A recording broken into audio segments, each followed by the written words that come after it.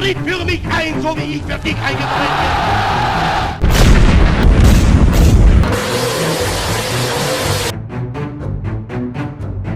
দ্বিতীয় বিশ্বযুদ্ধ মানব ইতিহাসের সবচেয়ে বড় এবং বিধ্বংসী যুদ্ধ। এই যুদ্ধটি হঠাৎ করেই শুরু হয়নি, বরং প্রথম বিশ্বযুদ্ধের অবসান এবং এর পরবর্তী ২০ বছরের আন্তর্জাতিক রাজনৈতিক ও অর্থনৈতিক অস্থিরতার ফল ছিল এটি। দ্বিতীয় বিশ্বযুদ্ধ শুরু হওয়ার প্রধান কারণগুলো আজ আলোচিত হবে এই ভিডিওতে। ভার্সাই চুক্তির কঠোরতা।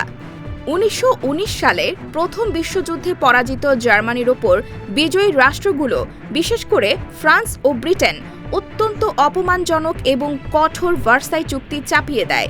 এই চুক্তির মাধ্যমে জার্মানির বিশাল ভূখণ্ড কেড়ে নেওয়া হয়, তাদের সামরিক শক্তিকে পঙ্গু করে দেওয়া হয়। যুদ্ধাপরাধের সমস্ত দায় জার্মানির ওপর চাপিয়ে বিশাল অঙ্কের জরিমানা করা হয়। এই চরম অপমান ও অর্থনৈতিক বিপর্যয় জার্মান জনগণের মনে তীব্র ক্ষোভ ও প্রতিশোধের আগুন জ্বালিয়ে দেয়, যা পরবর্তীতে হিটলারের উত্থানের পথ সুগম করে। ২. ফ্যাসিবাদের উত্থান এবং হিটলারের উগ্র জাতীয়তাবাদ। ১৯২০ ও ১৯৩০-এর দশকে ইউরোপে একনায়কতন্ত্র ও ফ্যাসিবাদের চরম উত্থান ঘটে। জার্মানির অ্যাডলফ হিটলার উগ্র জাতীয়তাবাদ ও বর্ণবাদের উপর ভিত্তি করে নাৎসিবাদের প্রচার করেন।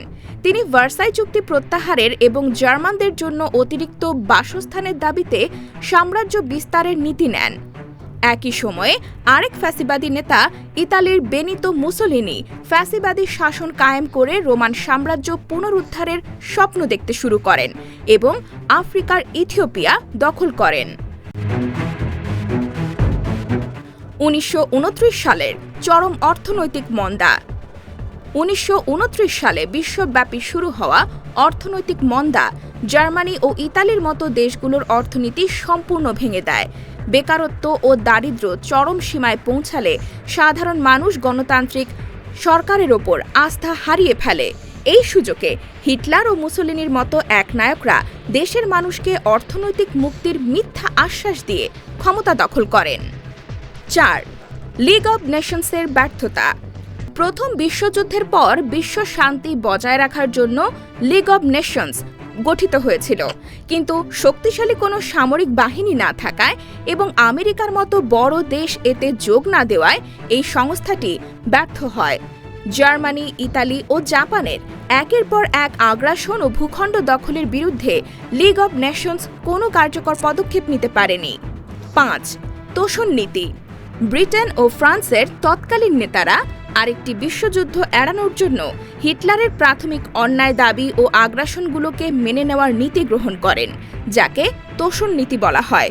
যেমন হিটলার যখন অস্ট্রিয়া এবং চেকোস্লোভাকিয়া দখল করে, তখন ব্রিটেন ও ফ্রান্স সামরিক প্রতিরোধ না করে তা মেনে নেয়। এতে হিটলারের সাহস ও আত্মবিশ্বাস আরও বেড়ে যায়। ৬. অক্ষশক্তি গঠন এবং জাপানের সাম্রাজ্যবাদ। ইউরোপে জার্মানি ও ইতালি যখন আগ্রাসন চালাচ্ছিল, তখন এশিয়ায় সাম্রাজ্য বিস্তারের নেশায় মেতে ওঠে জাপান। তারা ১৯৩১ সালে চীনের মাঞ্চুরিয়া এবং ১৯৩৭ সালে মূল চীনে আক্রমণ করে। পরবর্তীতে জার্মানি, ইতালি ও জাপান মিলে রোম, বার্লিন, টোকিও অক্ষশক্তি গড়ে তোলে। ৭. জার্মানির পোল্যান্ড আক্রমণ। ১৯৩৯ সালের ২৩ আগস্ট হিটলার সোভিয়েত ইউনিয়নের নেতা জোসেফ স্টালিনের সাথে একটি অনাক্রমণ চুক্তি স্বাক্ষর করেন, যাতে দুই দেশ মিলে পোল্যান্ডকে ভাগ করে নেওয়ার গোপন পরিকল্পনা করে। এর ঠিক পরপরই ১৯৩৯ সালের ১ সেপ্টেম্বর জার্মানি পোল্যান্ড আক্রমণ করে।